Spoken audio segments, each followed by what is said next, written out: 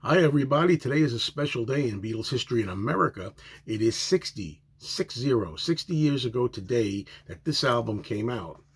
This is Meet the Beatles. Okay, Meet the Beatles on Capitol Records. The first big album here from that pop combo, John, Paul, George, and Ringo. Now, this one that I'm showing here is not the album, not the vinyl, obviously. It's a little box. This one here has the Gold Record Award on it. It's a reel-to-reel tape, and I thought I'd just start out with this first. We can go through it and show you what it looks like. This is a fun oddity. You know, not something you see every day. I'm just going to show you the spine there. All right, let's go through it, shall we? I'm very excited about this because what a fantastic record, you know, here in the States. This is the one that started it off for us, even though we had Introducing the Beatles, which was out a little before this on VJ Records, but nobody really counts that as much. Okay, there you go. There's the tape. I don't have a reel-to-reel player, but I definitely like to collect these. And they're hard to come by, and they're expensive when you get them. It's supposed to be the optimal sound. All right. Now, of course, in England, they had With the Beatles. And in Canada, before any of this, Canada was really the first. They had an album that's in there somewhere. It's Beatlemania with the Beatles. The Beatlemania album. That's really the really first Beatles album, you know, if you really want to think about it, other than England. But I have a lot of copies of Meet the Beatles here. I have a lot of copies right now. And a lot of them are going to be similar, but I thought we just would look at some of them here. Now, of course, with the Beatles, you know, it had a black and white picture. This is the iconic photo.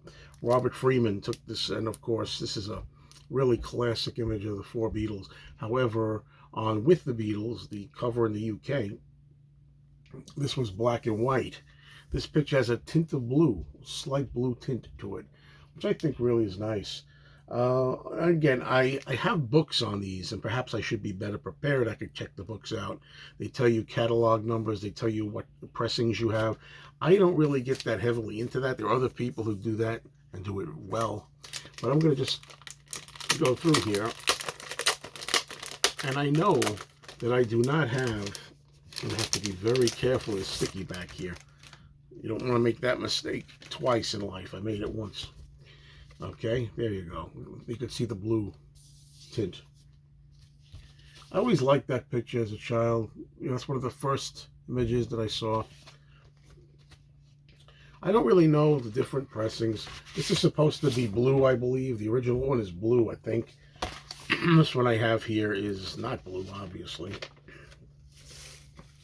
This one is like a really mint-shaped condition. I mean, I really like wait to get the best copies. I mean, this is a beautiful copy. You could see there's not really any spindle wear there, really, you know. And of course, this has the ASCAP credits here. There's really a rare version that does not have the ASCAPs here. Although this one here, is this the rare one? You tell me. No, this has the ASCAP on both sides. I thought I saw one side that did not have it. I'm not going to open up every single one of these, but I thought some of you might be interested in seeing these. So I'm going to check out different copies I have here. Here's another one. This one has a 3 on it. You know, people go by that too, what pressing plant they were made in. This has a 3. The one that I just showed, it may also tell you the clues as to, you know, what the year is. This one also has a 3. The first two have a 3 on it. So maybe I'll skip that one as well. Maybe I'll go on to this one here. This one, a lot of times there's different tint to these things, you know. Like some of them are brown, some of these letters look brown, some of them are darker than others. Some of them are green. They have like a green tint to it. I mean, here you got 2 here. They're kind of similar, but you can see this one's cut closer to the edge. You know, the way they came off the production line. This one here has a number 2 on it. Looks like a 2. Let's just open this one up.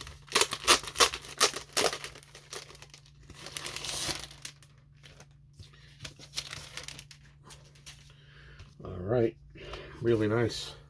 As I say, I try to get these in really good shape where I can. This one has the blue inner sleeve, which is, I believe, the one that you want to go with. And did you know that you got to be careful because if you have a worn, damaged, needle like this, a worn needle can ruin your records. Be careful. It's something you have to teach you. And here we go again. Another one you'll notice again. The label, really nice. And this label is more smooth. Some of them have like a smooth surface. This particular one here has a smooth surface on it. It still has the ASCAP on it. ASCAP credits. The first one that I showed you was more like a paper label. It was a duller label. It wasn't as smooth. So that takes care of a couple of these. And let us continue on here. This one also has a number 3 on it. This has a number 3. Let's see now. Now this one has shrink wrap on it. I do believe, correct me if I'm wrong, especially you people who were there in the beginning, that when this album was first released, it did not have shrink wrap on it. I believe in 1964 there was no shrink on it. I could be wrong, but here's one here. This is also a number 3. It's got the breathing hole in it, but see the breathing hole there? Ew. Let's see what we got here. I mean, do I expect any difference? No, not really. Well, this one is not as sharp as the other records were. I mean, the record itself is in great shape, the actual tracks. But I mean, see the spindle hole has a little wear on there. And again, the ASCAP credits. I'm pretty sure I have some 70s presses here. These are 60s presses. I believe they started with the Apple label. I want to say 1969, 68 or 69. They started with the Apple label, right? Now this one here, I don't know if you can tell the difference. This one is exceptionally dark. This is a darker. Look at the difference. You can see. For you collectors out there that want everything. Let's see what this is. This one's stereo. Every one I've been showing you, by the way, is mono. I don't know if I didn't go through that. This one has ST. You see the ST up there? That's ST stereo. And of course it says there, full dimensional stereo. I'm just wondering if I have any of these on Apple or Orange Capital. Let's find out. Yeah, I'm busy. I'm making a video now. Sorry, hold on, folks. This is actually a video here. This is an Apple. All right, so we've got ourselves Meet the Beatles. And not for nothing, but the first Meet the Beatles that I ever bought myself in, like, I want to say maybe like early 70s was on an Apple. The orange label came in, I think, around 76, something like that. So this last one that I have here is also a stereo, and it's got the Gold Record Award on it. I'm going to guess that this is either a lime green one, or maybe an orange. Might be another Apple. I don't even know what I have.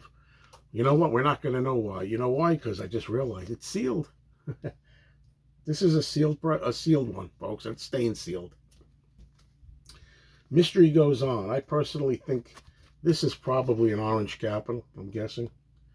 Nice, huh? Just like when you first saw it. Anyway, I just wanted to do a fun little video saluting the 60th, can you believe it, 60th anniversary of Meet the Beatles, with all the songs on it that we grew up with here first. In some respects, I think this is a better compilation than the UK With the Beatles. With the Beatles is one of my favorite. I Want to Hold Your Hand, the single starts it off, which of course they did not have. They didn't put singles on the albums in the UK. I don't like that. Anyway, I Want to Hold Your Hand, followed by I Saw Her Standing There, followed by This Boy, another B-side, reduced to a B-side in England. It Won't Be Long, All I've Got to Do, and All My Loving. How good the sequencing is here, too. The idea of closing this album with All My Loving. Side 2 opens up with Don't Bother Me, a very underrated George Harrison track, and how great it sounds opening up the album. As much as we like what George Martin and the Beatles thought of and they planned on their UK sequencing, sometimes the ideas of Kaplan aren't bad.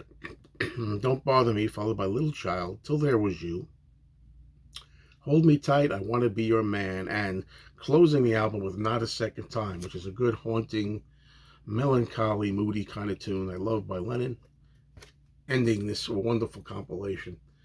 Meet the Beatles. Thank you all for watching.